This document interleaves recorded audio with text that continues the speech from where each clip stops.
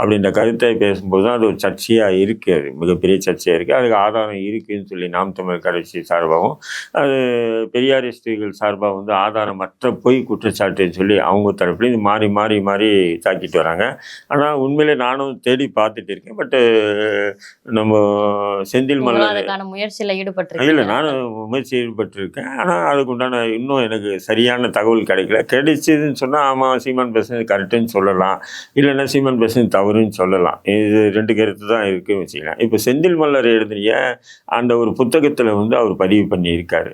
செந்தில் மலர்ன்னு சொல்லிட்டு தேவேந்திர குல வேளாளர் இளைஞர் அந்த நபர் அந்த தம்பி வந்து எழுதியிருக்கார் புக்கு. அந்த புக்கில் வந்து அந்த கருத்தை வந்து விடுதலை ஏட்டில் வந்து இருக்குது, இந்த தேதியில் இந்த நேரத்தில் வந்து இருக்குது, பெரியார் பேசினதா அப்படின்னு சொல்லி கருத்து பதிவு வச்சுருக்காரு. அதை தான் வந்து சீமான் வந்து பேசியிருக்கார், புரியுதுங்களா? பட் அந்த விடுதலை ஏட்டில் வந்து உண்மையிலே அப்படி வந்து பெரியார் பேசுனது வந்திருக்கா இல்லையா அப்படின்றது தேடிட்டு இருக்கேன்.